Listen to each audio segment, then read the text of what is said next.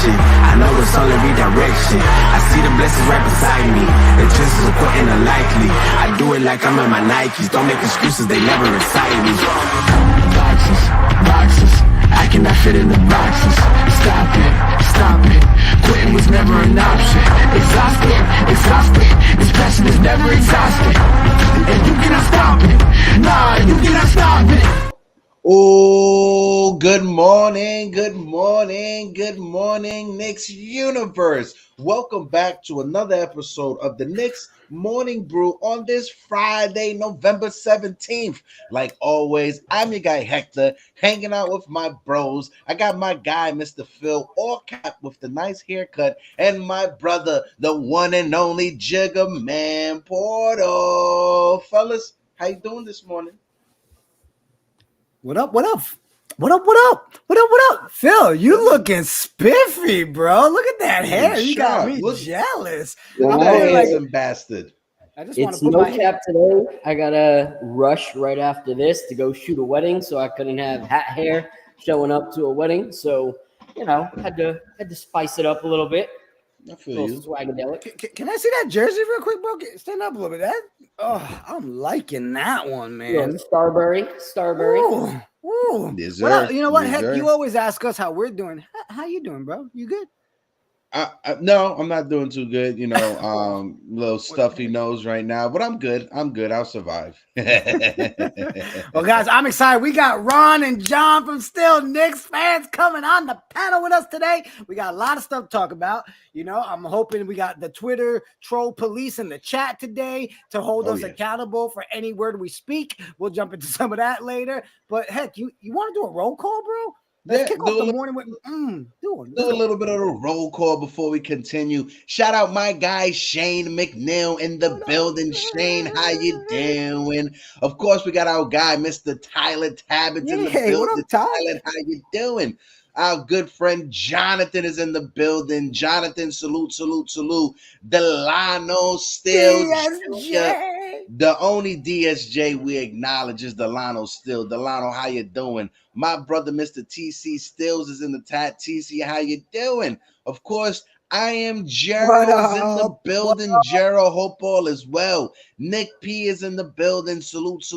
3 capital S's. We got my guy JJ. And like always, we got about like 15 to 20 of you guys in the chat. So if you guys can, please smack that like button for your boys. And on the bottom right-hand side of the screen, if you want, just for the next 30 seconds, let's get a little bit of the smacky of the hearts. Hit that heart button on the screen for the next 30 seconds.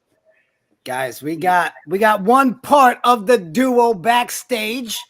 I know that Ron is there. Ron, give me a thumbs up so we know you good. All right, John is coming in a little bit here shortly. I don't want to waste time, guys. Like, I want to recap this last game. Let's talk about it. So let's go ahead and bring up our boy from Still Knicks fans, the one and only Ron. What's up, my guy? Oh man, see, you know what? I don't get this love anywhere, man. This is beautiful. Well, it makes you feel better, fellas? You know. Hector's the only one that really gives me that love. My own brother doesn't show me that love on the show. What's up, bro? How you feeling? You good? Yeah, can't complain. I'm all right, man. Trying, you know, I'm back to the morning cup of Joe or Joanne. You know, we impartial. Nice. But you know, for the morning brew, how could I not have coffee while I'm on? You know what I mean? Yes, of course. Well, heck, man, if you want to go ahead and lead the convo here, because I know right off the gate, we had ourselves a nice little 116-114 battle the other night, bro. The New York Knicks and the Atlanta Hawks, they faced off in Atlanta, and the Knicks showed out, right? Missing R.J. Barrett for the second game in a row. It had a lot of us nervous. The game was a lot closer than what we would have wanted or expected it to be, but the boys still showed up. Julius Randle was on a tear. I know that's Phil's favorite player at the moment. 5 games in a row. He's killing it, 25 and 10. Jalen Brunson closing it out. Mr. Clutch is in the building. But for me, the ascension of Mitchell Robinson is the biggest takeaway for me, because over the past couple of seasons or few seasons since the Knicks and the Hawks got in this rivalry, we're used to Clint Capella having his own against Mitchell Robinson. But the last game against the Hawks, Mitchell Robinson shut down Clint Capella. The ascension, the evolution of Mitchell Robinson, him not getting into foul trouble, his footwork being a whole lot better than what it was in previous years, not getting into foul trouble. Mitchell Robinson is our anchor on the defensive side of things, and he's having a strong case and argument for defensive player of the year. He's definitely going to be all defense first or second team, but he's definitely having a strong campaign for defensive player of the year. Ron, what's your thoughts so far on that? And then throw it over to Phil and Celso. Yeah. Dope. First off, let me take this time to say it because this is the time to say it. Nobody else is saying it. I'm gonna say it. First off, let me just say thank you once again to Phil, Heck, Jiggaman, Jerry as well. For having me and John here shortly. Appreciate you guys, appreciate your platform, appreciate the love you show for the Knicks community as well as the other communities, Jets, Mets, the whole gambit of sports communities. But once again, if I haven't said it enough, please, guys, support the show. It's one thing to like, it's one thing to comment, subscribe. That's great. But if you commenting, you subscribing, watch the shows. Even if you can't catch it live, get that replay gang on, man. Show them that you're here supporting the work that they are doing. So that being said, you know what, Ron? I'm sorry, but right after that, man, I think we just end the show. All right, that's the best. Hey. That's it. Peace.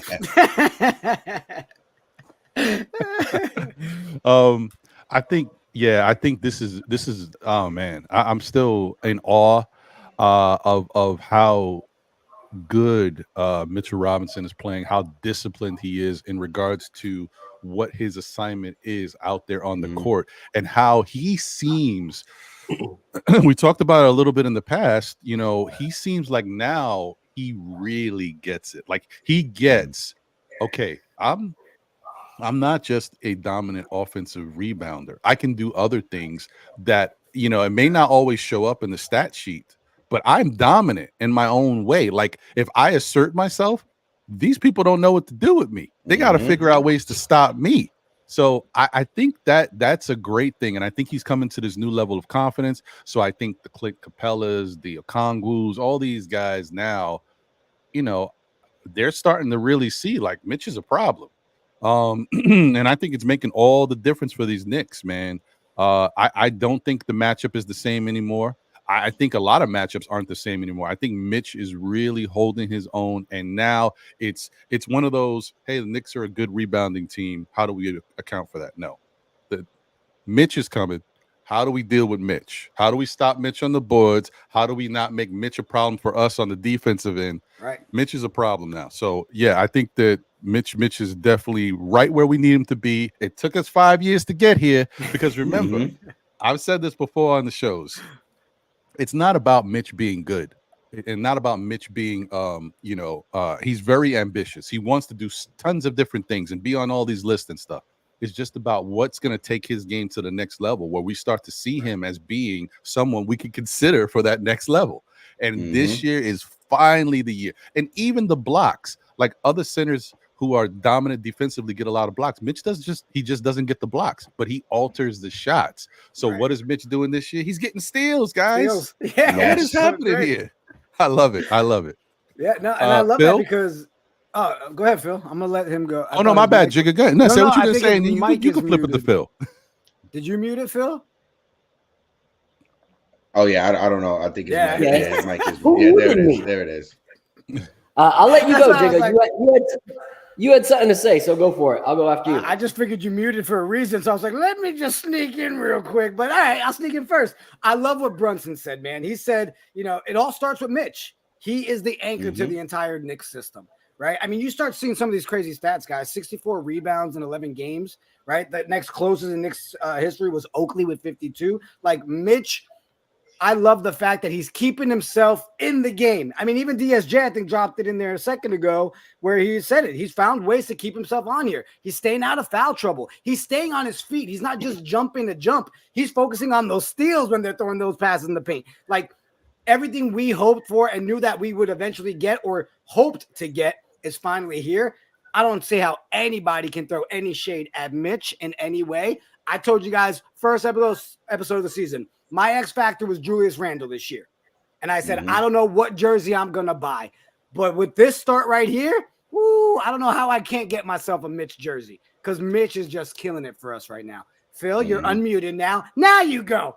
Hey. Yeah. So I'll start with the Mitch talk. You know, I remember growing up, there was always that one guy that was big, but you were never scared of him, you know, on the courtyard or, you know, like in the classroom, and you would call him a big for nothing. You'd be like, you a big for nothing, you know, like there's nothing. We're not afraid of you. You're a big for nothing.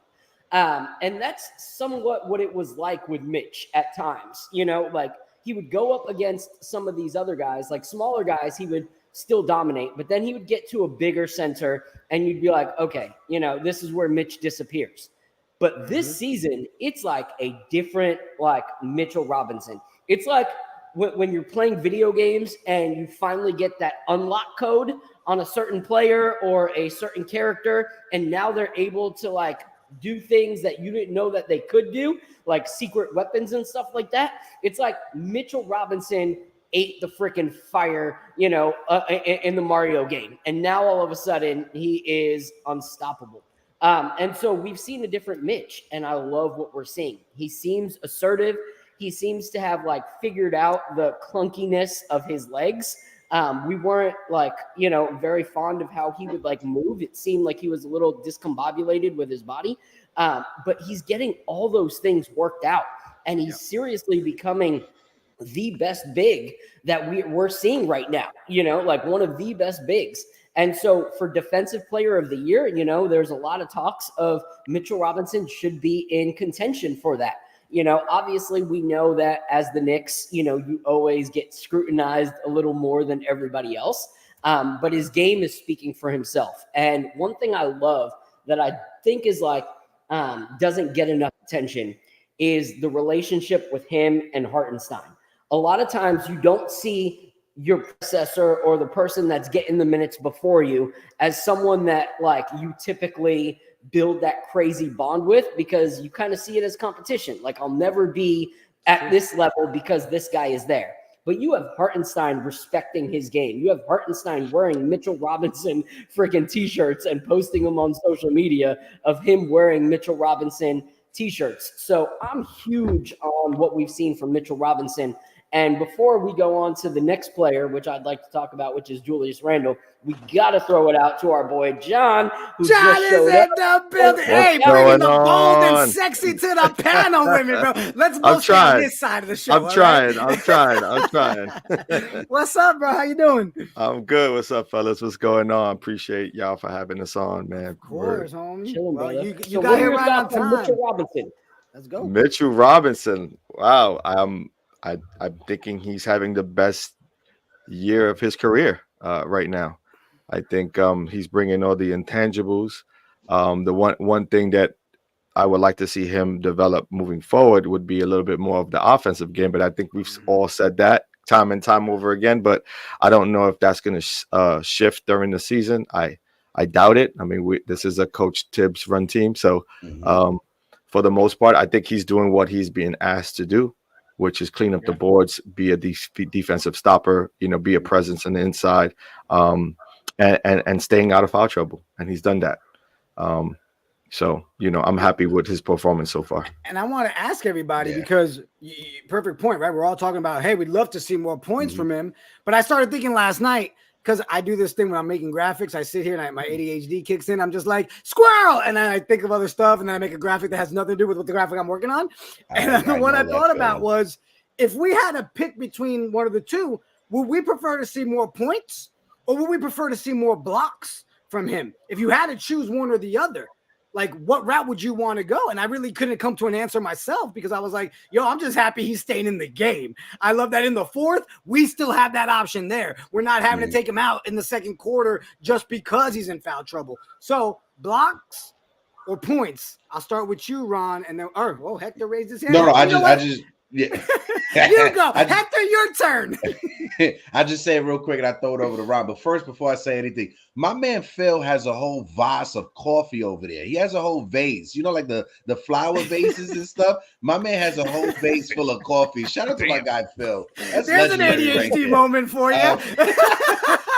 That's a fact. No, but when it comes to Mitchell Robinson, his defense, I want him to just focus on his defense. He'll get his points where he gets offensive rebounds and putbacks. I'm not looking for Mitchell Robinson to develop a dream shake or work in the offseason, pay $50K to work with the legend to get what Giannis did this offseason. But no, his defense, is what I want him to focus on. And like I said, he'll get his points when he get his points from his offensive rebound. So I'm sorry for my ADHD moment. So go ahead, Ron.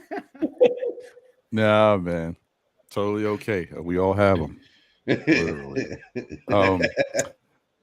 I guess at this point, maybe if this was a couple years ago, I'd care a little bit more.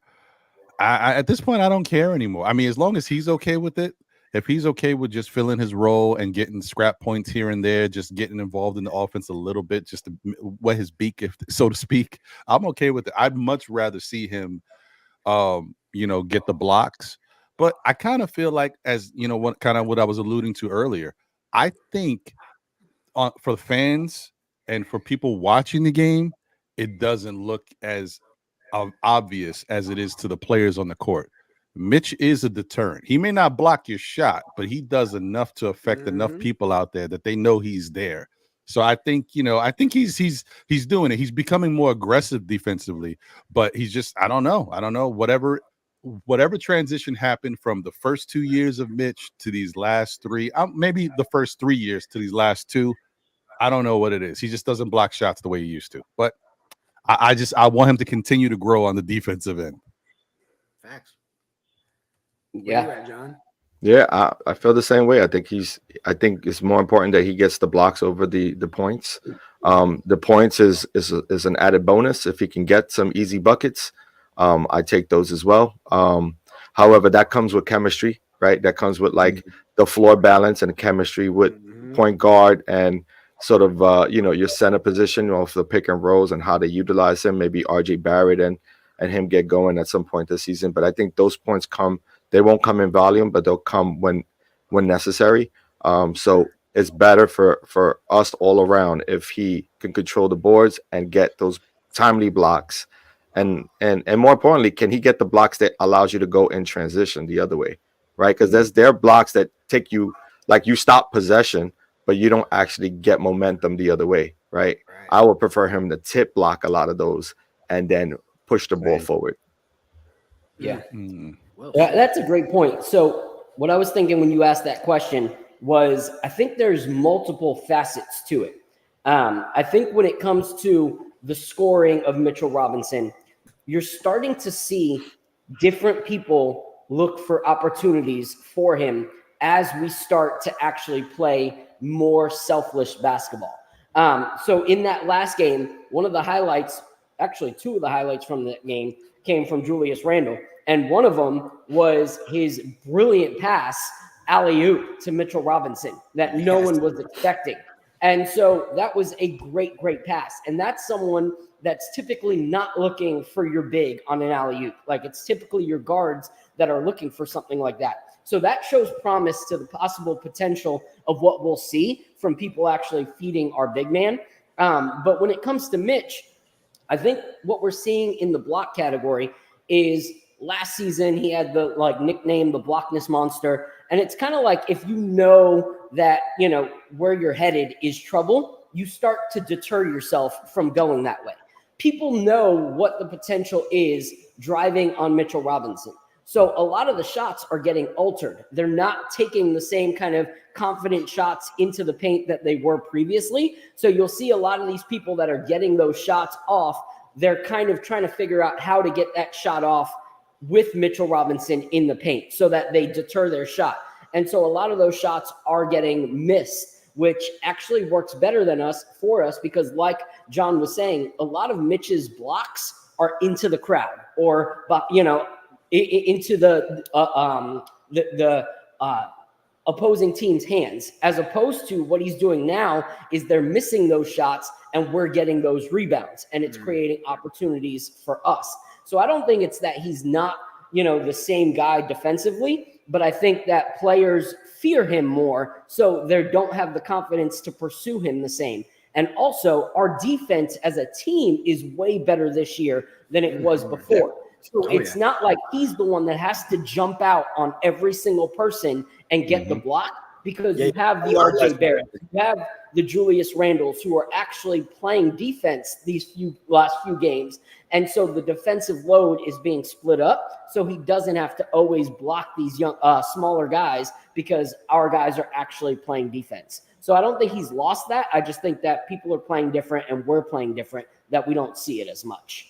Yeah, that's a good point. I mean, like Jarrell said there, heck, if Mitch goes after more blocks, right, it could lead to his aggressiveness leading to more foul trouble, right? And then so you package that with what you were just saying, Phil. I mean, everybody in the chat saying it. We need to be talking more about Mitch, because everybody on the timeline wants to talk about every other person, but the man deserves his flowers. I mean, this is a Mitch that we were not expecting, we were hoping for, and the fact that it's finally here, man, I mean, I am so excited when he's on the court. And then how excited you get when he does come out and you bring Hartenstein in. Like, the confidence in him as well after Mitch comes out, man, that is the we talked about the other episode. That's the Bash Bros to me right there. Like, I love our bigs duo, bro. It's so good. No, 100%. And I want to shout out everybody that's in the chat. We got about like 30 people in the building. If you guys can, please smack that like button. I just threw a few more wrenches out there for the mod squad. So I am Jero. Welcome to the mod squad. My guy just made you a moderator. King Ribby as well just made you a moderator in the chat. My guy Trippy for VSN Basketball Station also made a moderator as well. And Building Blocks in the chat. Welcome to the mod squad. Like always, when it comes to the moderators, we put it out there because we want you guys to be able to remove any chats that are disrespectful or violate terms of services when it comes to YouTube, Twitter, and Facebook. But if you disagree with someone, that's not a reason to mute them or silence them or delete their message. That's not why you got the wrench. You got the wrench to make sure you clap at those fake Twitter accounts that loves to jump into the YouTube comments. Yo, shout out to Ben in the chat too. What up, Ben? Hey, Ben, when we going to get another dance video, bro? It's been a minute. I remember I still got that clip, right? I'm like, woo, Ben had me in the zone. Come on, Ben, give us another dance clip. Sorry, shout out to Ben in the chat right there. But no, let's switch gears and let's talk about Phil's favorite player of the moment, Julius Randle, because over the past 5 games, Julius Randle, he's been a monster, right? And I said it when Julius Randle was struggling to start the season. As soon as Julius Randle gets on track, he's able to carry us for about two weeks straight if he gets his act together. And over these past 5 games, he's averaging 25.4 points per game, 10 rebounds per game, 5.5 assists. And in the last game against the Atlanta Hawks, he was flirting with a triple-double, 2 assists away from a triple-double. You've seen Scott Perry's interview and Malika Andrews asking him, should the Knicks trade Julius Randle? And Scott Perry said no. The Knicks are just one piece away from becoming an actual threat in the East. And I'm on the same page. Like he said, we don't need that superstar, but we need a guy who can come in and who can take the pressure off of Jalen, off of RJ, and off of Julius Randle. I'll save my speculations for after we go around on who that player could be. But Ron, I throw it over to you. What is your thoughts when it comes to Julius Randle over these past 5 games? What do you think the team should do with him going forward? And let's throw it over to John, throw it over to Phil, throw it over to Celso. And folks in the chat, jump in on the conversation as well. Let us know how you feel about Mr. Juju. Well, I think the greatest thing about Julius Randle is that Julius Randle is Julius Randle. Like, once Julius is playing, you know exactly what he's going to give you, and you can count on that. Once he's going, he's going. And that, to me, is the greatest asset and the greatest thing the Knicks have. Like, because when Julius is – we love Jalen Brunson. We know how clutch he is. We know how big of a player, the heart, the will. He's a winner, all that good stuff. You know, he has that style of play. But when Julius is right, Julius is the best player on this Knicks team. It just is what it is. We can't, he just does so much. Like, and if he's aggressive on the defensive end, then he's hands down the best player on the team. So I think as long as we can, I honestly, I'm at the point where I just think we have to just get whatever we can out of Julius Randle for as long as we can. We don't know what's going to happen. Julius is the type of player. Do you want to lose him for nothing? No, but we don't have to answer that question this year.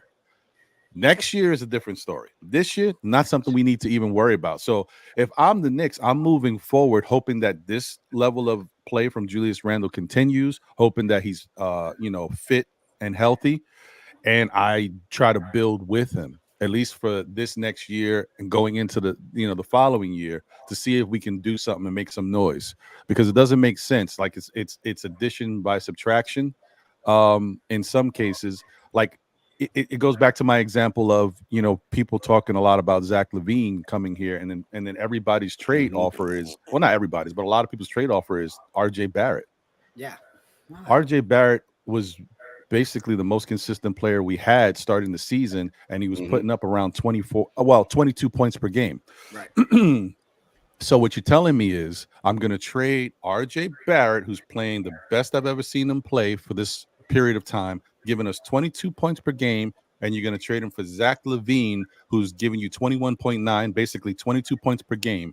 Let's just switch him out and we'll be better. What?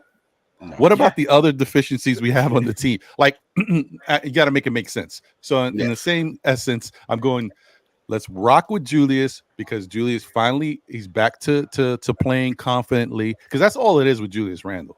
It's making sure that the ankle was good, but it's the confidence level. He's shooting all types of shots. Nothing's going in. Nothing's working. Now, once the shots start to fall, you get the confidence level. You start getting back into your swag. Oh, I can do this move now because I know this dropped. All that good stuff. I think Julius is fine. I think we got to rock out with Julius all year. Honestly, unless something crazy happened where it's the blockbuster of all blockbusters, I'm not even thinking about Julius Randle. Like, don't even ask. That's just me personally.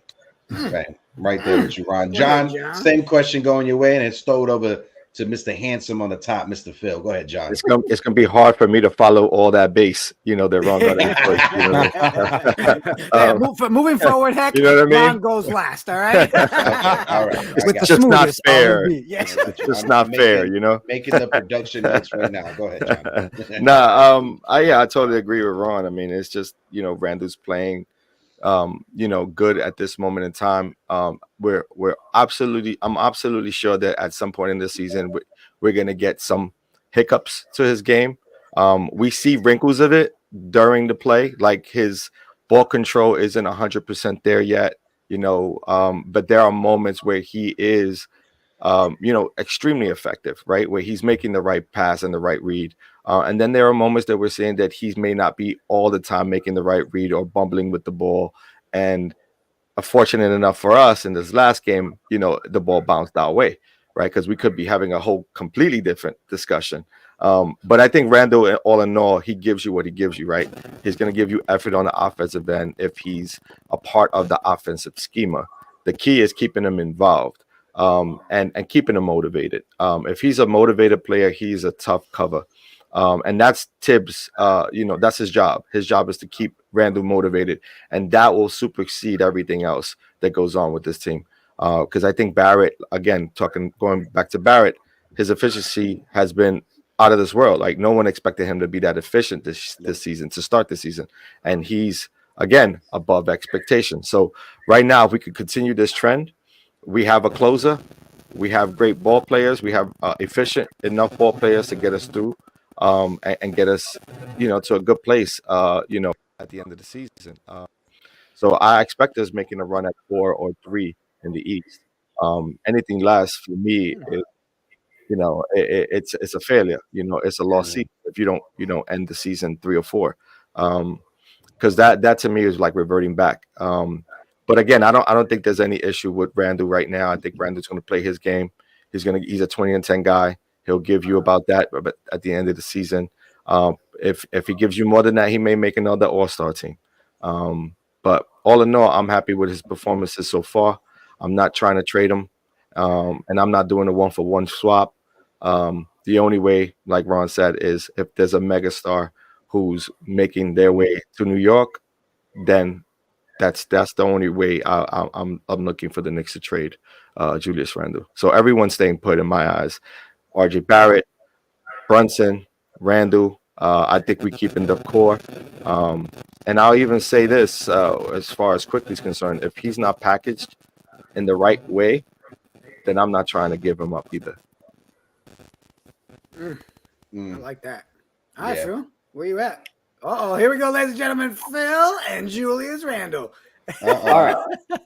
So wait. Are the Twitter police here? Are the Twitter police here? All right, let's go. I hope they're here. So this is for Jigga. All right. One of my favorite Jay-Z lines, okay, is do you fools listen to music or do you just skim through it? And that's exactly how I feel when it comes to all these Julius Randle stands, when it comes to them seeing that anyone can be actual critiquing of their favorite player. Because there's people who actually listen to my takes and know that I don't hate Julius Randle. Matter of fact, when it comes to Julius Randle, all I've ever said is the fact that he can turn it on or off to be one of the best players on our team is the scary thing, and not wanting to be able to like have him be able to flip that switch is my problem. So to those who are sleeping with their Julius Randle pillow buddies, with their matching, bed sheets, like, I apologize to you guys that you don't see the whole picture, but watch the last 3 episodes. 3 episodes, I said it was one of the best games that I've seen from Julius Randle. Then 2 episodes, I said that previous game was the best game I've seen from Julius Randle.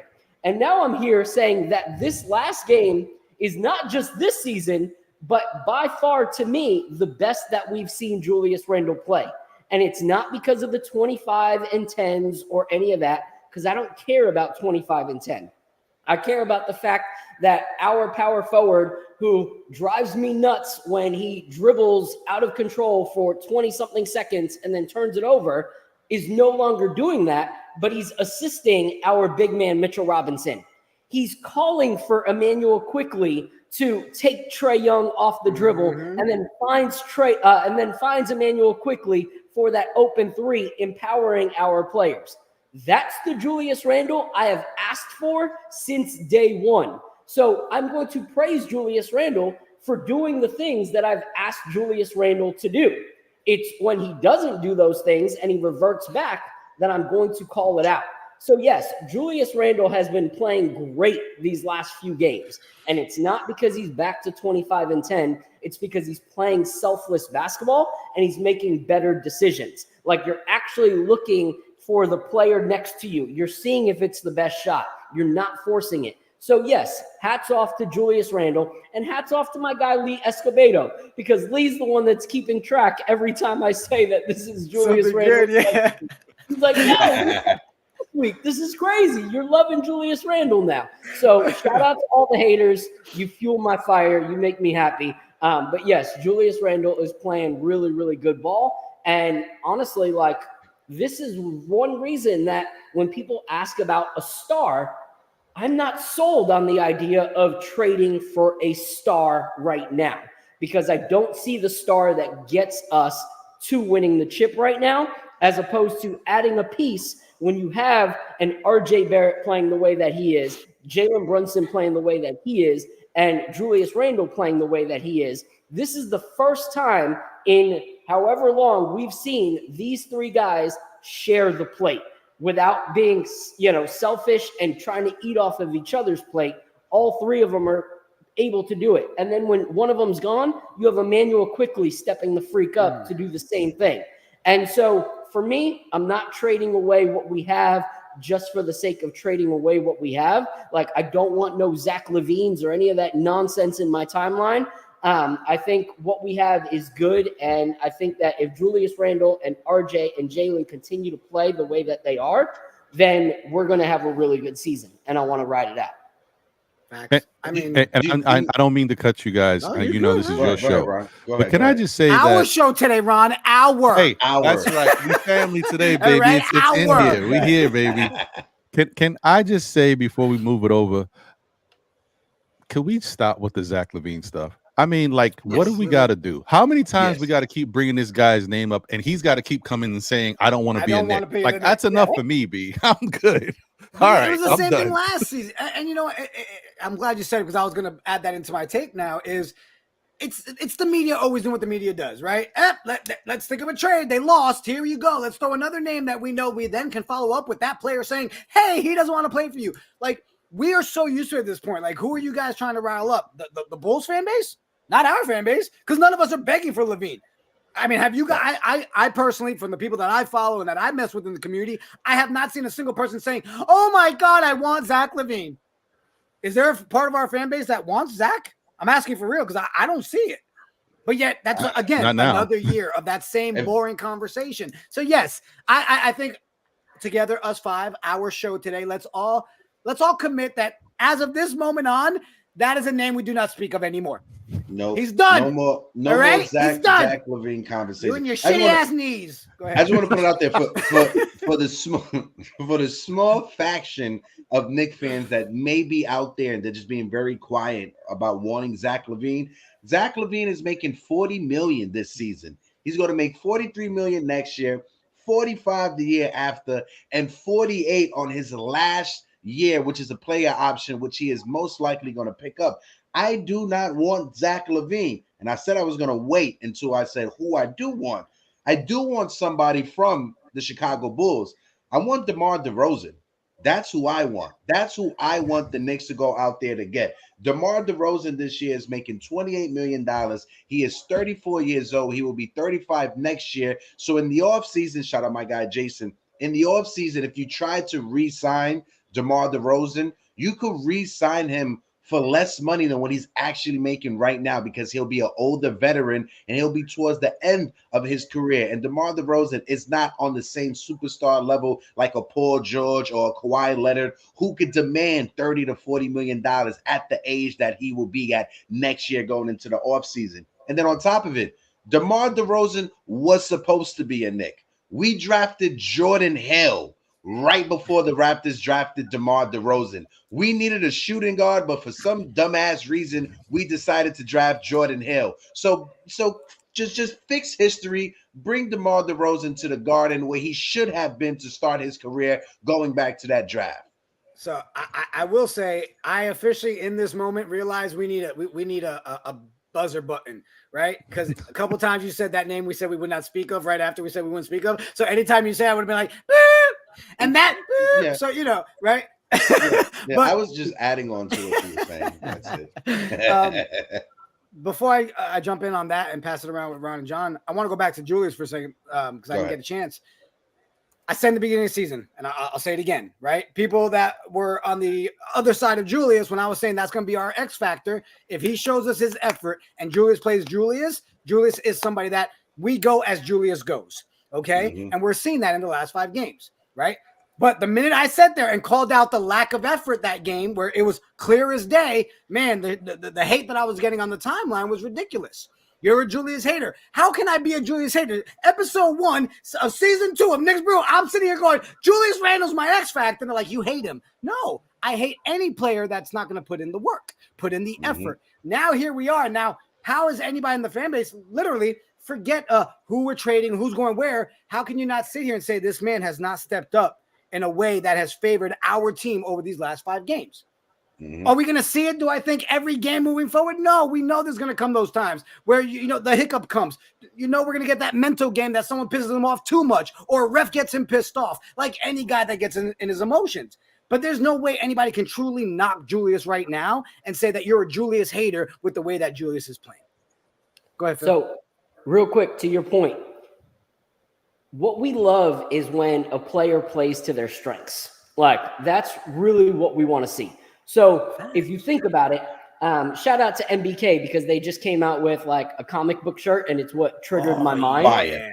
Fire. Like, it's dope. If you haven't seen the MBK Captain Clutch shirt, Jalen Brunson hoodie combo, you got to check that out. While you're talking about I'll go grab it and drop go it. Find okay. it. I'm going to order it. But what it reminded me of is a player playing to their superpower. Okay. So when you think about it, my sons love comic books right now. You know, one son is super into Spider-Man. One is super into the Hulk. So imagine the Hulk trying to swing on webs with his big old bulky body trying to fly through the air. Like, that's silly. Don't do that. You are one of the strongest people to ever like launch in the Marvel universe.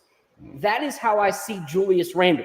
Because when you watch Julius Randle play bully ball, it makes you go, holy crap, this guy is elite.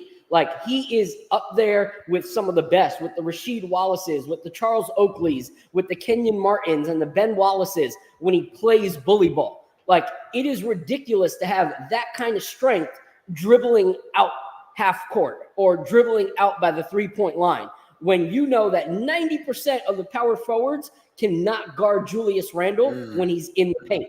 So where do I want to see Julius Randle 90% of the time? In the paint, doing what other people can't do to stop him. To me, that's an easy bucket is when Julius Randle starts playing bully ball. And he showed that in that last game. So I want to see him continue to play to his strengths because he's one of the best when it comes to him playing to his strength of bully ball. So I don't want to be that guy, but when it comes to spider webs, bulletproof vests are made when they concentrate spider webs. So it's possible that the Hulk could swing on spider webs. I'm just saying, Phil. I don't want to be that guy. I just bringing science imagine to him the conversation. landing on your building. I'm just saying. Imagine him landing on your building. Like, that's okay. That's a better argument. All right, cool. That's a better argument. My guy Keith Turner in the chat says, "I have a question. What are you giving up for DeMar?" And for me, this is what I'm giving up. DeMar DeRozan is making $28 million this season. What I'm giving up is Evan Fournier, Quentin Grimes, and 2 first-round picks. You got to make sure those first-round picks are only top 10 protected. That way, you can take those first-round picks and match it with the salary that's left over for if you think about 20 million. Because Quentin Grimes is making $8 million. Evan Fournier is making $18 million. That's 26. You're still off by $2 million. If you were to throw in 2 first-round picks, both of them being top 10 protected, you'll be able to make the money work. So that's what I'm doing in order to get DeMar DeRozan. Ron and John, throw it over to you, fellas. I would do that too.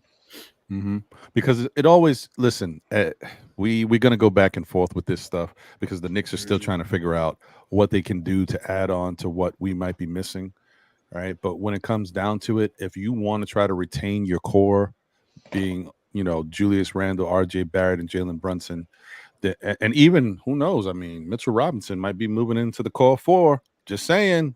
Yeah. Facts. And at that price tag, Facts. so you look at it like that, like somebody's got to go, right? And what I've noticed all year is when it really comes down, when you think about the Knicks fan base and the community, it's coming down to either or.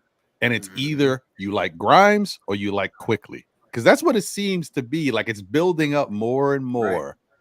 So, and in this case, if I'm going for a guy like DeMar DeRozan, I'm giving up Grimes as well. In this instance, I would rather bring in DeMar, see how he could, work with this Knicks team, and if it gels and how we could put it together, because you still got room with Quickly. You still don't have to sign him, but you still can sign him.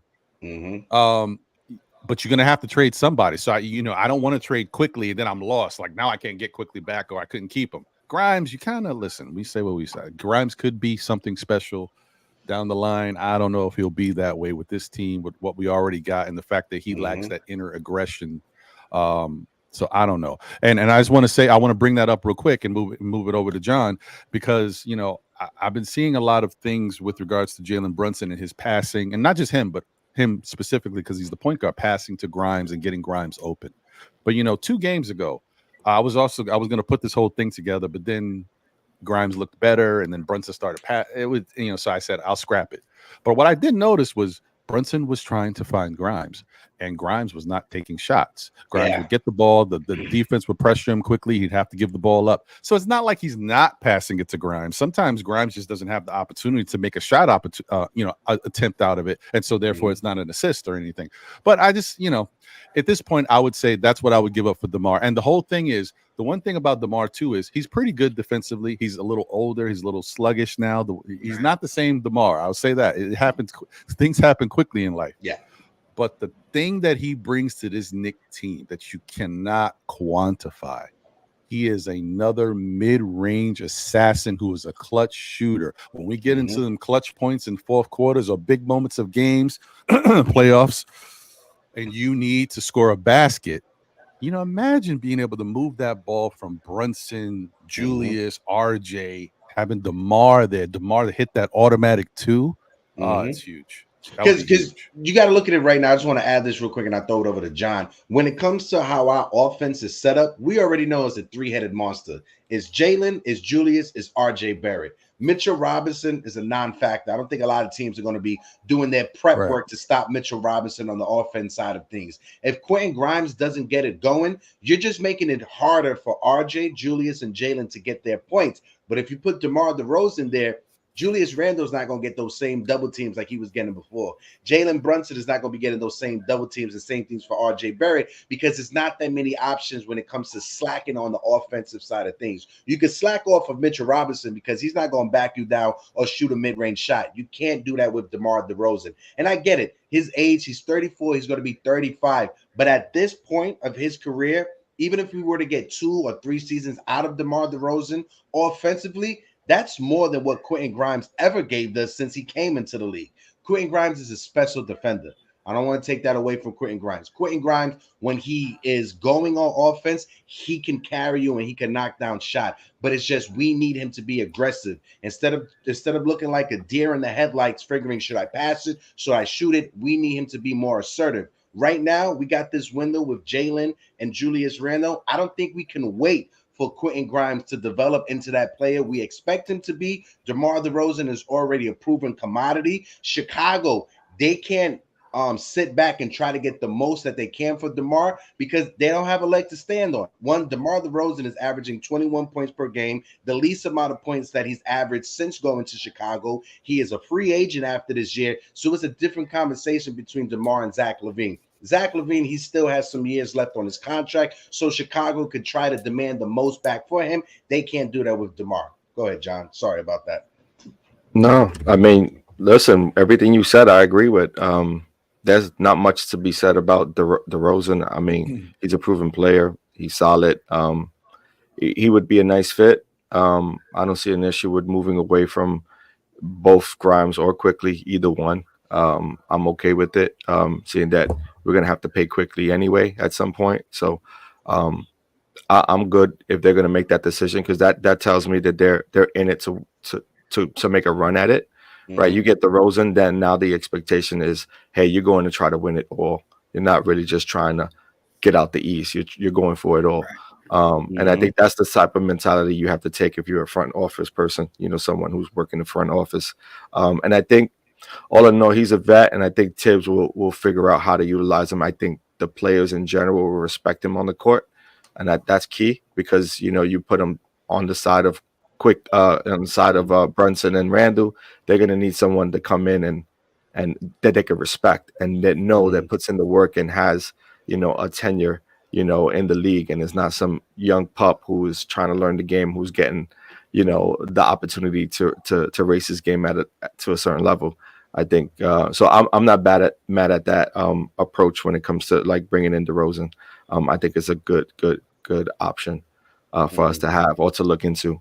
I'm not really sure. I haven't really looked at the trade scout or anything like that. I haven't been on it like that, so I don't know if they're even talking about trading DeRozan. But if he is available, I would pick up that phone and make a call. Yeah, 100%. Go ahead. So you got that graphic? You want to pull it up? Well, I know Phil wanted to touch on go ahead, DeMar. Phil. Go ahead. Sorry about that. So, ahead, I saw him itching, bro. He did that Phil thing. He did when he does that neck crack, he about to go in. Go ahead, Phil. Go ahead. No. So for me, one of the biggest frustrations I've voiced with the front office was when we made the decision to pretty much sign Evan Fournier over going after DeMar DeRozan for pretty much the same exact amount of money. We passed on DeMar DeRozan to go for Evan Fournier. That never sat right with me. Like living in Florida, seeing Evan Fournier for a whole season and realizing that the only reason Evan even did well in Orlando, is because him and Vooch played together for so long. and they had the same move that they did every time, which was the pick and roll. And we don't really do that. I didn't think it was going to be a good fit. So I would love to make up for that mistake and bring DeMar DeRozan, because Chicago's going to have to blow it up. Like, look how bad they're doing so far this year. Like, that scenario worked well when you had Alonzo Ball. That opened up the opportunity for that team to work. Lonzo Ball is a huge question mark of when he will return. Like, we have no idea when that kid's going to be able to play ball again. And so DeMar is still averaging 21 points a game this season.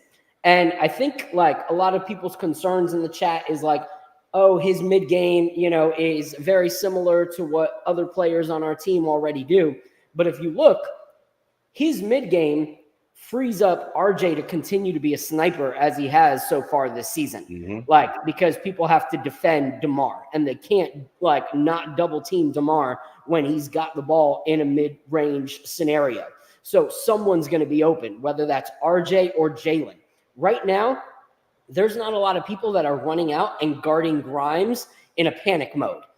As much as I like Grimes and really believe that Grimes can be something, if we're trying to win in these next few years, Grimes is still a question mark, And so I don't know what that's going to be. If we would have started the season and Grimes would have come out doing exactly what I hoped he would do and just be like elite through and through and be that missing piece we needed, then I wouldn't want to trade him. But he hasn't been that. So I think DeMar brings, with him years of people knowing that you can't leave him open in the mid-range. You can't leave him open, in clutch situations, because this guy is like insane at nailing shots that other people can't in crunch time situations. And that frees Jalen Brunson of that burden of always having to be the clutch shooter at the end, because now they have someone else they have to worry about in those scenarios. So I would do it, and when it comes to IQ, I love IQ, but Sky Zoo said it great. There is no way, if we're building this team on Jalen Brunson, that we are going to give Emmanuel Quickley or match an Emmanuel Quickley contract that another team could give him that's going to pay him more off the bench than the guy that we're building our team around in Jalen Brunson. Like, there's no way those numbers are going to be even close to pay Quickley what we would pay Jalen Brunson. Like, I don't see that. And I think that's what causes all the conversations like this, right? Because it's easy to sit there and be like, why are we talking about DeRozan? Yeah, I agree. I hate the fact that we have to talk about this stuff. And it's because, hey, if it was another year that we had still with IQ, then I don't think we're really having this conversation, right? Guys, I'll be honest. Everybody knows sometimes I get super Kool-Aid drinking on the team. And I'm just like, right now I'm in the mindset of like, when does the rest of the world start saying, damn, they've already got the stars. In my eyes, I think we have stars. To me, if Julius continues this, he's a star. If Mitch keeps doing what he's doing, he's a star. RJ Barrett coming in his own, he's a star, right? To me, it's like I said last week, I don't think we need to go after this big name, big star. If you're going to go get a piece to help the team and move the needle, great. But again, now we're looking at, okay, to me, we settle when we go for DeRozan. That's just my opinion on it. Shout out real quick. Jay Boogie dropping that $5 super chat. He said, I asked Drew Wednesday. That's right. He was at the Hawks game. How was he doing with the foot? His exact words is, more importantly, I'm getting comfortable with it. As it's getting stronger, I'm coming. Damn. Appreciate Shout out to Jay Boogie, the closer. And shout out to everybody that's in the chat. You guys are killing it. 37 in the building. So if you guys can, please smack that like button. Shout out to my guy Nick Yak, who's in the building as well. Salute. My guy El Big Chino's in the building. Chino, how you doing, my guy? But let's switch it up. When real quick before you pull that up. Yeah, take that one off real quick. I said we were going to shout him out, but I think I've got it here. Let me share the screen. But guys, there's that MBK. Look at that. Captain Clutch. Woo! So I just want to show them love. I dropped that link in there. So if y'all trying to cop it, the hoodie looks sick. The shirt is out. Go show them some love. Go cop one. They have a whole line, right, that they're trying to do, the comic line with it. Yeah, and they're doing with the beauty. My bad. I was spitting that hot fire, B. My bad. No, they They got multiple colorways. You got the cream, you got the black, you've got the Polynesian blue. You've got. No, I'm just joking. I don't know if it's Polynesian blue. I was like, what the hell? I want Polynesian blue. That sounds beautiful. Yeah. So they're actually doing it. I don't know if they designed it, but they're doing it with print jurisdiction, which is the one that has that Clyde Walt Frazier shirt that I was wearing. And yeah, their merch is dope too. So that's a killer combination between them two.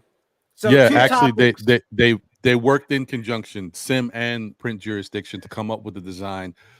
There's a whole thing about this, and really, when we take it to the no, I'm just joking. I can't tell you anything. Sorry. So, heck, real quick, 2 topics.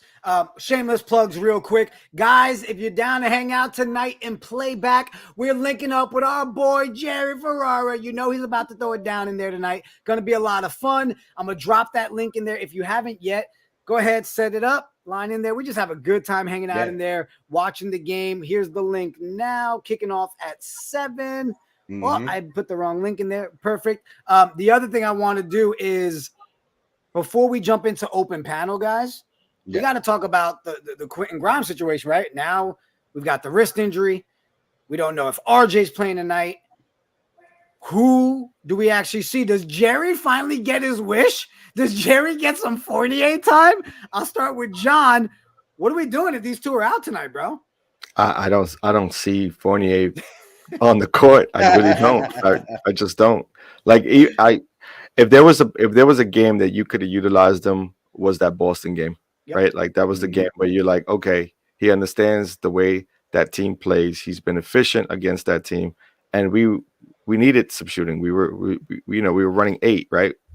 And RJ was out. So, and if you're not going to play him during that situation, I don't see that, being sort of, I don't see Fournier being the next man up. I really do think that if push comes to shove, Tibbs is going to go deuce.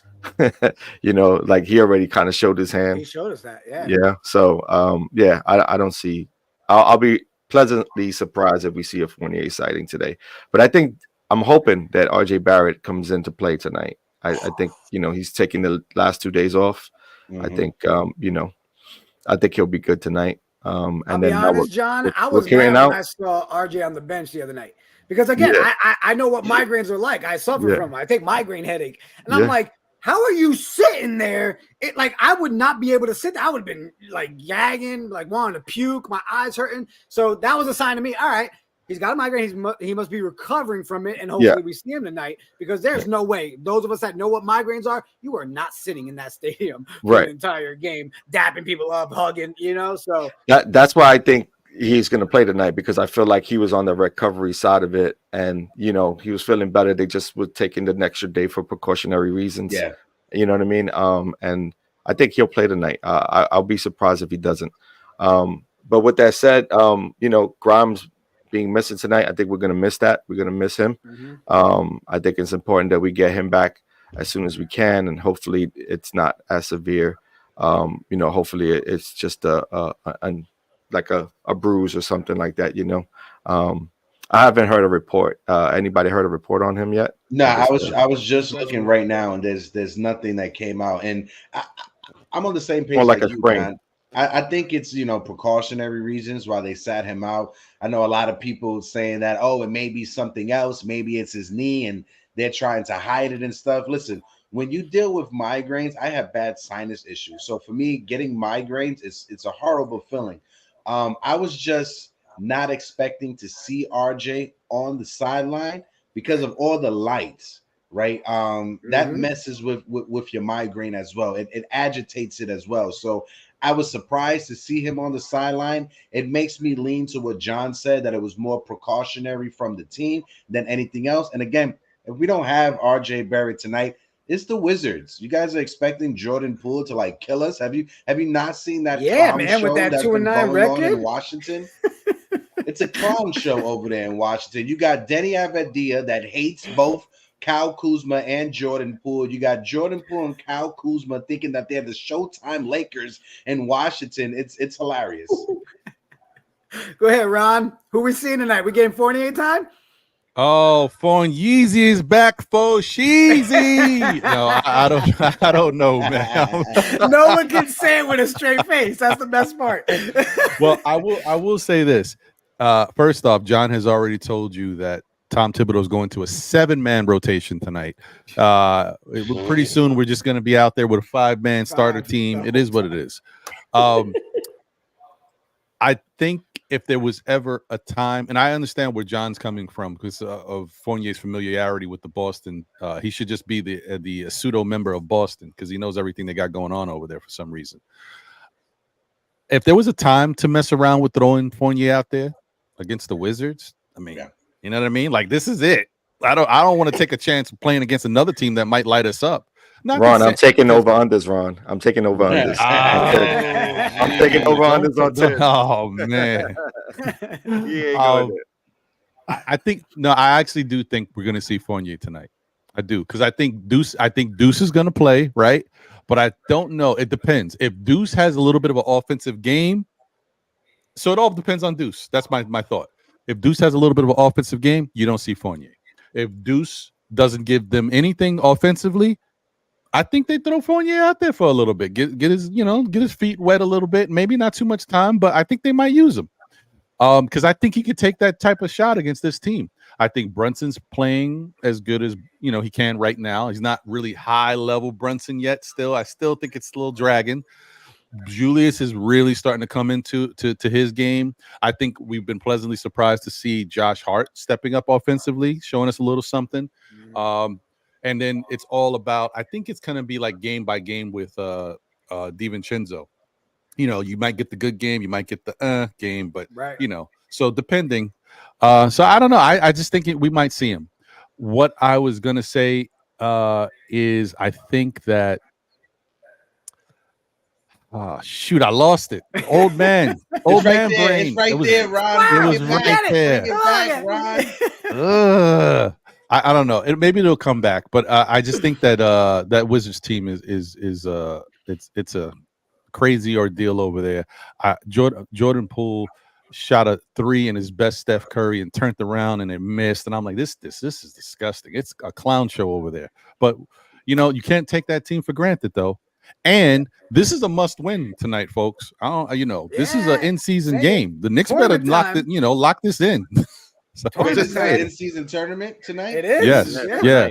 So we're gonna see the Knicks' horrible ass fucking court tonight. It's an away game, so we're seeing their court. We're gonna see their horrible court. Their horrible ass court. Yeah.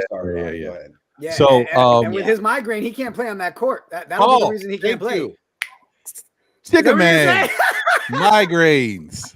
Yes. So as someone who does suffer from migraines, listen, I've had some tough ones and I've had some bad ones, and the bad one has knocked me out. I couldn't go to work, couldn't sleep all night. So I know some of these can get really bad, right? I've seen a neurologist, all that good stuff. What I wanted to say, and shout out to Jay Boogie. Actually, I'm bringing up Jay Boogie for a couple reasons. All right, Jay Boogie, the inside source. Jay Boogie was at the game the other day, and this is a couple things that Jay Boogie gave to me. A couple pieces of knowledge. One, when Grimes got hurt, but mind you, I missed it because I was cooking dinner. I didn't see when Grimes got hurt. Jay Boogie said he was screaming in the tunnel. You could hear him. So that's not a good thing. Okay. That's not a good sign. 2, RJ, and I have picture evidence of it. Shout out to Jay Boogie once again. When RJ came on the court, he was hugged up with Worldwide Wes, and it looked like he possibly had just come out of the hospital. He had a hospital wristband on. So maybe that's why you saw him. Maybe he's feeling better, and obviously if he came into that situation to be around that crowd and those lights, he must be doing better. So I think that's the case. That's it. Shout out to Jay Boogie once again, man. The inside scoop. Our insider. The insider of all insiders. So what he's saying is that Fournier is not going to play because basically over on the baby. Sorry, Jerry. Moral of the story. Guys, I dropped the open panel link in the chat. All right, we're gonna do a little small, shorter open panel today. We got a hard stop around 12:30 today. Ron, John, you guys still good for a little bit? Hang out for the open panel. Want to make sure we respect the time. All right, cool. So, guys, what I want to do for the open panel. Oh, go ahead, Hick. No, I don't want to say when it comes to the open panel, like always, we always just got to put it out there. If you guys are going to come on to the open panel, we always got to respect the terms and services for YouTube, for Twitter, and for Facebook.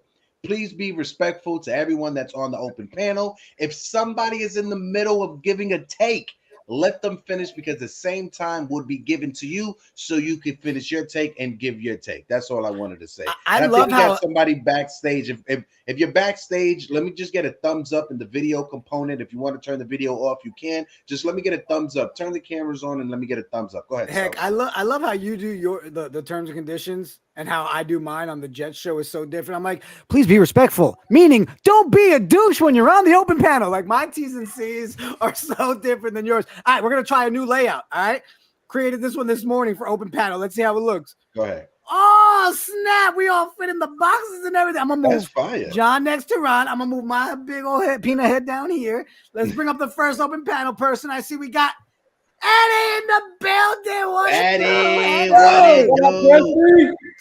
What's going on, guys? I actually came prepared, Eddie, with an open panel question. All right. I think everybody saw Stephen A. being Stephen A. He got a message that said, "Would you give up some booty for the Knicks to get a championship?" All right, so we won't just ask if you just give booty, but that's part A of the question. And part B is, what would you actually give up for our Knicks to win a championship? All right, so Eddie, I'm gonna start with you. One, you already gave your answer on the booty, but he ain't giving that up for the Knicks. What would you give up, Eddie? First round picks, bro. First round fucking picks. That's it. First round picks, IQ, maybe not IQ. Fournier, things like that. That's all I'm giving up. I'm giving up the going rate. All right. I'm not giving up anything of value to get a championship here. But in seriousness, here's what I kind of want to talk about, guys. And we'll go around the horn. We'll throw it to Ron, John, and then Heck. But let's play this real quick.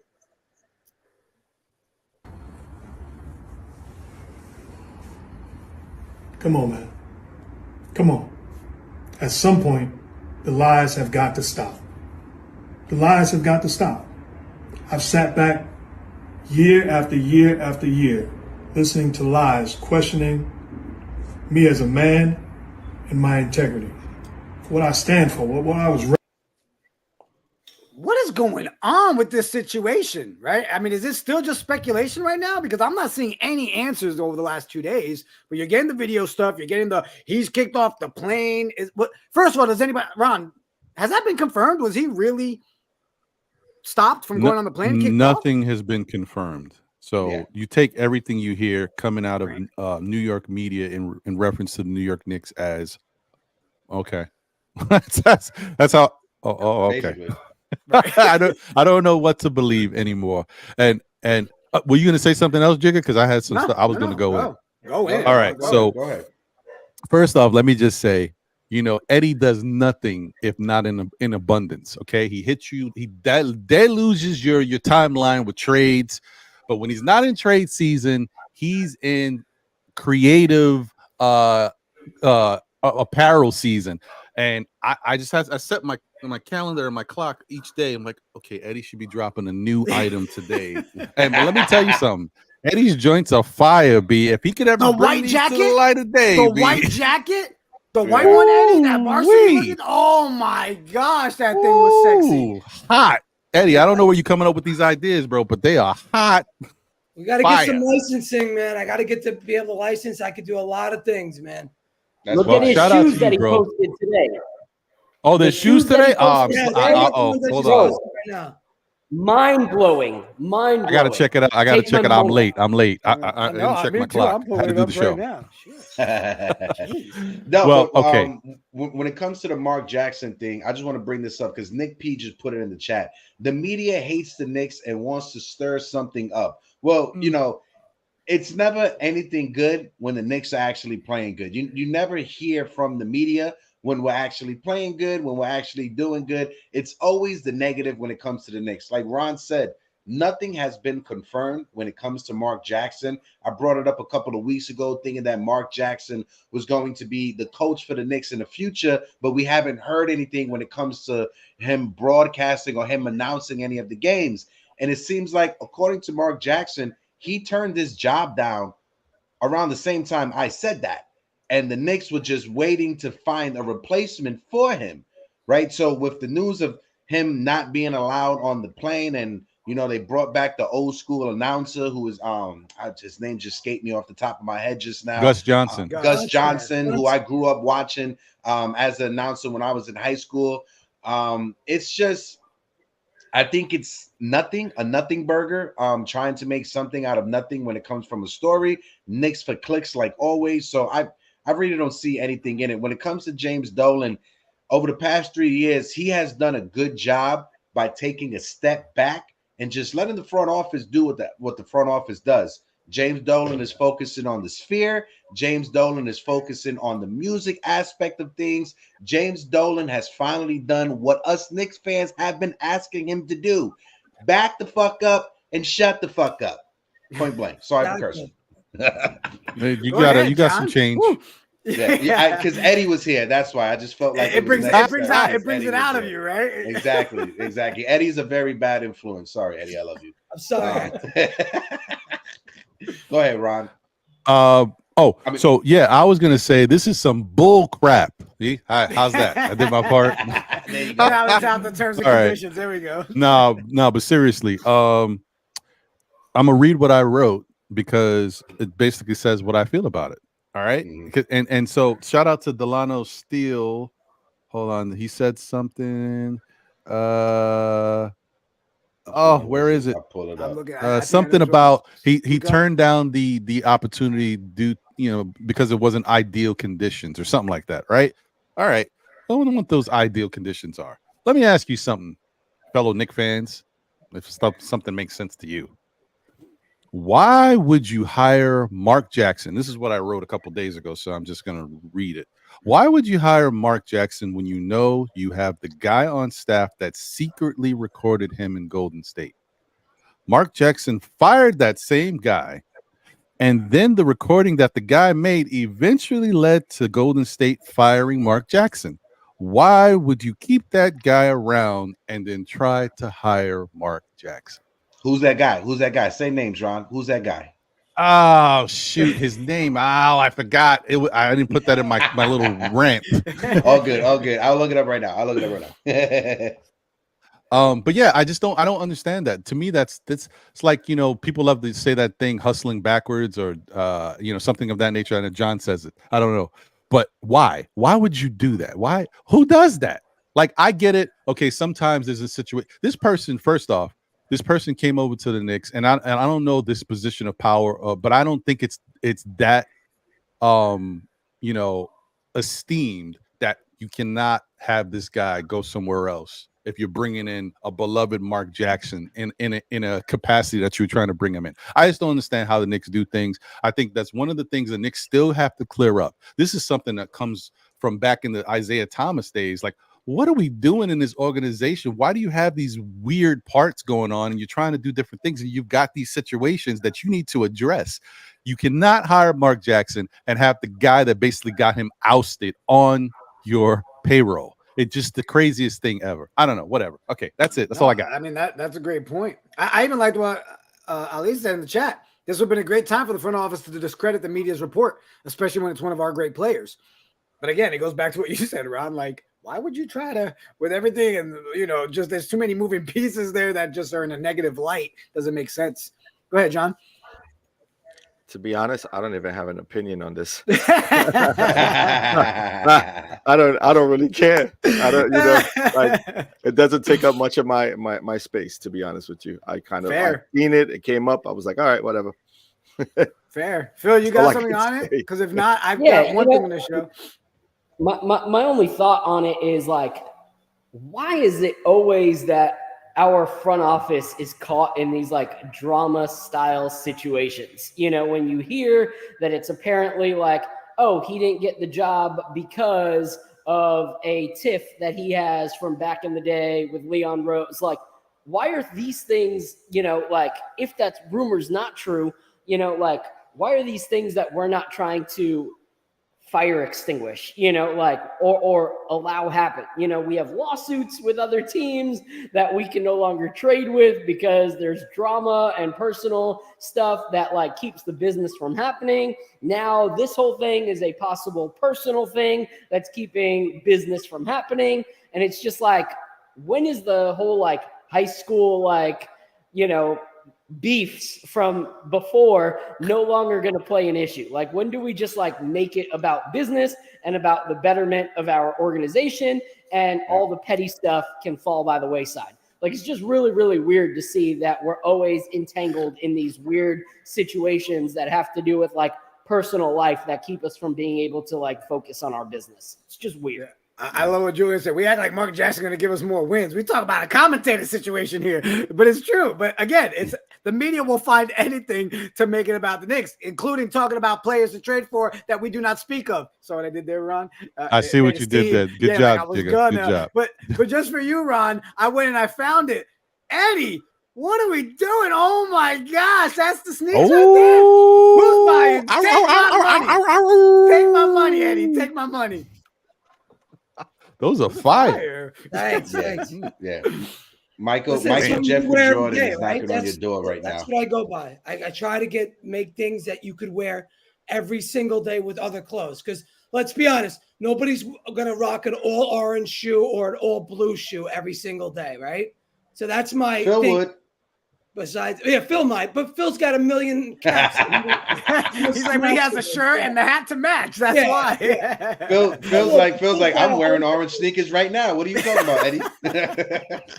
He's got green sneakers on right now. He went to go get his sneakers. He disappeared. What happened, Phil? All right, while we wait for Phil to come back, let's go around the horn, guys. We got these Wizards tonight. How we feeling? What do we need to see? What do we need to go right? Let's throw it around the horn. Let's go with John, Ron, and then we'll toss it over to Eddie. Yeah, I mean, I definitely feel like we're coming away with a win. It's a needed win, right? It's an end-game tournament, so we got to come up victorious. So I think we're going to win, and I don't think it's going to be close. Nice. He just laid it point blank, All period. Right. Point blank, period. He said 2-9 ass record. I ain't messing with these bums. All right, go ahead, Ron. Well, this is what John loves to say. This is our time to get fat. You know what I mean? We're playing competition that we should be beating, except for that little hiccup with the Boston Celtics, because we could have been propelled into a nice run. That's okay. A little pivot in the mix of what we got going on. We'll run off the next ones. So I definitely think the Knicks need to take care of business. I think they will take care of business. I think it will be somewhat convincing tonight. I don't want to say too, because it. Whatever, Jordan Poole is such a question mark that even though I think he stinks, he can still have one of those nights where he's just on, and that makes the game a little closer. But I do think the Knicks will still win. And also wanted to say that name that I mentioned before with the person who secretly recorded Mark Jackson, his name is Darren Erman. He's currently on the Knicks payroll. He was fired back in 2014 by Mark Jackson, and you know the rest. So yeah, that's it. That's all I got. What does he do for the Knicks? He's an assistant coach. He's one of the assistant coaches. Yeah. Mm-hmm. Okay. Yep. How you feeling about tonight, Eddie? Listen, man. The only thing I'm worried about is sometimes the Knicks play down to their competition. I'm worried maybe they might get lulled a little bit in the first half. But other than that, we should smoke this team. They're one of the bottom 5 teams in defense, bottom 5 teams in offense. This team stinks. They're terrible. So I think if we show up and, kind of choke them out, play tough defense, we should get out to a big lead. And hopefully all our guys are hitting shots tonight. And if that's the case, I think it should be a wire victory for us. Yeah, and guys, I got a text from Jay Boogie, and he sent me that picture you were talking about, Ron. Right. And he said real quick, I just want to throw it out there. He said, it'd be crazy for us to play RJ tonight against these bums. He said, let RJ rest these next 2 games. Okay. I ain't mad at that. We got a back-to-back. We play again tomorrow. For me, like Julian says in the chat, this could easily be a trap game because Ron said, it easily could be a trap game because Jordan Poole could go off. Ben, my guy, salute to you, we brother. Got a Ben sighting. What up, Ben? Hit the music. Ooh, feeling good. Come on, man. Ben, I'll make my take real fast, and I'll throw it over to you to get your take for tonight's game against the Wizards. Man. When it comes down to it, we just got to play our game. You know, we got to play our game. What made us get to the record that we are at right now, 6-5, we got to stay to that same formula, right? Over the past few games, we've seen Julius Randle be more assertive and aggressive in the first quarter. Guys, remember last year, Julius always set that tone in the first quarter. That's what we need tonight from Julius Randle. Take advantage of the mismatch. Mitchell Robinson, continue to be dominating as you have been this entire season. Even if RJ sits, even if Quentin Grimes sits, I have faith that the rest of this team. I'm sorry, Hector. Did you just say take advantage of the Mitch match? You heard that, right? The Mitch match. You heard that, right? Fire, y'all ain't ready. Go ahead, continue, Hector. like I was saying, even if RJ Barrett doesn't play and Quentin Grimes doesn't play, the rest of our guys still should have enough to get past this team when it comes to the Washington Wizards. But I'll throw it over to Ben to get his take. My guys, salute to you, brother. Good morning, everyone. Bill, John, Ron, Jigga, everybody, Eddie too. Yeah, thank you for having me on today. Appreciate it. Yeah, so in terms, I heard you speaking before about Julius Randle. I think I mentioned this on the chat, and I do want to say this. So, first of all, one, he's playing on a whole different level right now, playing really good basketball and helping this team win. And two, if you saw last season, you saw a lot of this offense that we weren't moving the ball around. A lot of it were kind of ISO plays with Julius Randle. And what I saw from last season was ISO a lot. Now, Julius Randle's kind of stopped doing those isolation plays, and he's kind of more passing the ball, making great plays with Brunson, making great plays with RJ, making great play with IQ, everyone on this team. So he's spreading the ball around, and that implies with everyone on this team. And that's what I like, and that's why this offense is way better than the offense we saw last season. And that's the one thing I love about the Knicks, is that they are moving the ball around, and it's beautiful to watch. Floor spacing a little bit, still an issue, but they're getting better at it. And two, the only criticism I had, and I talked about this with Eddie the other night when we won against the Hawks, just got to work on the turnover issues, got to be better with that. There's a little too much dribbling on Brunson's side, a little bit too much dribbling on Julius Randle's side. We got to just work on the turnover issues, because in that third quarter, you just saw messy plays all around, and Atlanta converted those. That was a little bit concerning to me. And also guarding the three-point line. We were, throughout the season so far, we've been getting killed by the three. So hopefully we can guard a little bit better with the three-point line today. But I do see us winning against Washington. But I just want to share my thoughts. And Julius Randle right now, I'm not the biggest fan of him. I know a lot of people don't like him on my timeline. I know people that support him like crazy. Julius Randle, for me right now, I'm not going to go high of what the future of this team is, because you don't know how the future will lay out. Things could go down into, let's say, the 20th game or 30th game. You don't know. This team can be really good or it can go into a slump. But right now, I go by game basis. So what I've seen from Julius Randle from these past 5 games of playing all in like the 30-minute range, he's defending well, grabbing great rebounds, and just, I think the points he had, like from the Clippers, for his whole 5 games, he was averaging like in the 20s. So I hope he continues doing that. I hope he just keeps on doing what he does. And he is an X factor for us when RJ is out. He's been playing really well. That's what this team needs. And hopefully going on for the rest of the season, he stays healthy, this whole team stays healthy, and we could just win most games as possible. Yeah, and when I'm at the Garden, Garden, I always root for the guys. I always support it. And again, I'm not a fan of everyone, but if they are playing well, they are helping us win, they are defending well, they are doing their part. That is the most important thing. Them doing their work, them doing what they're supposed to do, then I will be happy and I will support it. So I just want to give my thoughts about Julius Yeah, Randle. no, Ben, that was Ben, great you takes, killed it. man. Yeah. And first time on the open panel, which is huge. We appreciate that. But Ben, I'll be honest with you, man. You know, I interact with you on the timeline. You know, you're one of those ones that you have that even keel personality, and you also have that same mentality when you're talking about the team. And I love it. And bro, you've had a crazy month. You meeting John Starks. I see you at like, all the games. Like Ben's taking over. He's like the silent assassin. Every time I see Ben doing something, I'm like, damn. Or he working out. Ben on that workout program too right now, right? Yeah, Yep. no, I've been this year, the past few months been going great.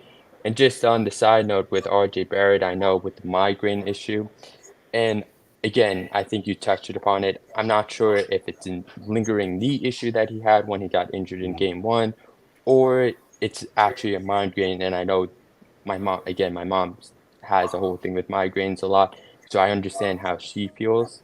So I'm not sure with this whole RJ status of what it actually is. If they're just hiding it because you know how the Knicks medical staff likes to do these little type of things.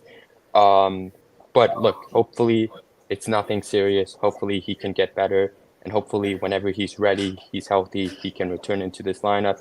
Because right now he is playing the best basketball he had in his whole entire NBA career. So hopefully Drop a little he fire there returns. for Ben. Yeah, buddy. Hopefully he returns, and let's go Knicks, man. It's going to be fun tonight. Ben, Yeah. Eddie, Ben. love you guys joining the app and paddle. Phil, I know you want to say something to Ben before. Yeah, I want to say something to Ben real quick. So, Ben, I know you had some haters earlier in the season, and I want to say just brush them off because we totally rock with you because you're one of those guys that can have a take and you can update your take based off of what's actually changing, which is how it should be. It shouldn't be so loyal that you're blind, or it shouldn't be so hateful that you don't see the obvious that's changing in front of you. So I appreciate you, Ben. Like, you have been a solid guy. I can't wait till the day that you and I get to catch a game together, go out for drinks after. You are my guy. We are here to support you. Eddie, we love you, bro. You are family.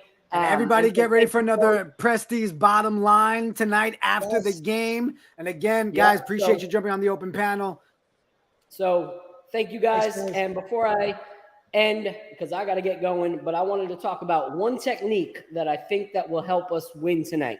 So Anthony MSG, if you watch this, I know you probably have Tibbs' phone number in your phone. Hit him up. Let him know. Jordan Poole has been struggling with some things. All right. It's come out that he's gotten into some antics when it comes to the locker room and things that he's got on his computer during actual practices and stuff like that. So if you don't know about it, he's kind of fallen into the same Zion Williamson thing where certain kinds of stars have his attention and he's watching things in the locker room. So if he's watching things in the locker room, we have to use our strength as New York to our advantage. So we need to move all the stars from courtside, move them to the second row, and find all the prettiest New York ladies possible and just lace them in the first row. All right? Jordan Poole will be so distracted with his little mustache that he will not be able to play to his greatest potential. All right? So get all the prettiest New York ladies, whether residents or visiting, give them free tickets to the front row, and you watch him slump tonight. So that is what we need to do. We need to distract that man, put his kryptonite in the front row, and we walk away with that W. Right. I just want to say, that's weird. If you're Jordan Poole and you're watching that, you're just weird, bro. That's like for privacy when you in the bathroom late at night. That's what that's for, not like in practice. What is wrong with that guy? Anywho's, any last words, Ron and John, before we dip out? Celso, go ahead. Yeah, real quick. I'm gonna say it again, guys. I'm dropping it in the chat. If you're not following Ron and John on YouTube and subscribed, what the hell are you doing with your life?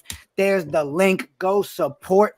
Do it now. Smack it, hit it. all that good stuff. Comment on there. Tell them you love them. Tell them John making the bald head people look sexy too. Ron, John, before you guys go, final words, guys. Man, it was a pleasure being here for me. I'll just say that. It's always a pleasure being on with you guys. I know we planned this, probably a month ago or so, to get on. We've had some hiccups trying to get on before, but we made it happen today. So I'm excited about it, and I'm happy that I was able to attend in person and not have to send any videos through. Yeah, we had backup plans, chat. We were like, send him questions. John, we're going to go, let's check in with John. I had it all planned out. I was going to have a little news reporter and John's take, and it was going to flash over to you. You saved me so much editing by being here today, John. No doubt. Go ahead, Ron. Yeah, man. I just listen. You guys know all the time. I can't tell you. You guys are like family. The extended family. Love you guys. Love the content. Love everything you do. I just had two real quick things before we get out of here. I just wanted to say one. Shout out to everybody and to what Jay Boogie said. Yes, so that means if we do rest RJ, guess who's playing tonight, boys? For Yeezy. Let's go. Over under, Ron. Over under. I'm taking that. Clip it right now. That's hilarious. We'll see. We'll see what happens, man. But yeah, I just want to say I had one question that I usually don't come to the show with a question, but I had one question. So I just wanted to ask this real quick. So, Jerry, when you played Proctor on Power, how did you feel? Oh, sorry, my fault. We're gonna send it over to Jerry for Wednesday. No, man, love you guys, love the show, love all the content, love everything you guys are doing. Wish you guys nothing but the best. We're always here whenever you need us, and vice versa. If you ever want to come on our show, we can make that happen. You know how we give it up. So yeah, I appreciate you guys, and a shout out to the chat and everybody today. Seriously. I still want to get those numbers up, but I do like the fact that you guys came out a little bit today and showed your love and support for the show. We just got to keep it going, man. Keep showing them the type of energy they need to see. They put in a lot of work for you guys, and sometimes it's unappreciated because believe me, let me tell you one thing right now. If you don't know it, Knicks fans, and it's not just Knicks fans. If you're watching Morning Brew Sports stuff, think about all the content that they're putting out for you, all the special guests they're getting for you. All that stuff is happening from this same nucleus, okay? That's a lot of man hours. It's a lot of time. And it takes a lot of energy. And let me tell you one thing, guys, they are not getting paid for this stuff the way they should. It's so much please support the show. Okay. Support the show. All right, that's it. No, we appreciate that, Ron. You guys since day one have been family, and you know that. And we, the three of us, we're like, who's free Saturday? We need to jump on Know the Ledge. Who's jumping on? Feels like I'm at a wedding. Hector's like, I'm at a function. So we have to line up. We got to get it together one night, whatever day you guys are ready to make it happen. Everybody in the chat, we truly appreciate you guys here every time you guys are here. I mean, just the love and support you guys show. The chat was lit today. Smash the like, hit the subscribe, share with your friends.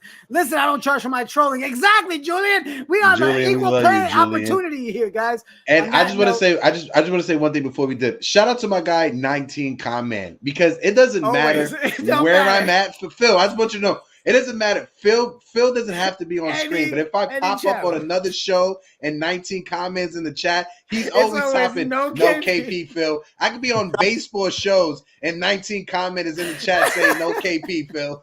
So I had to shout out my guy 19 comment. Shout out to 19 comment. It'll always be KP Phil, no matter what, no matter how many times you say no.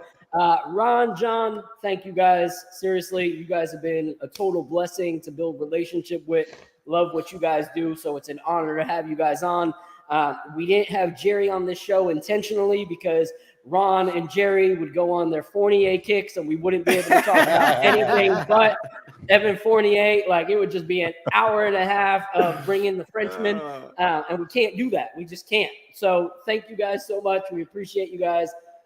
Hector, Celso, Jigga, much love, everybody. Let's go, Knicks. Let's go get that W tonight. Deuce.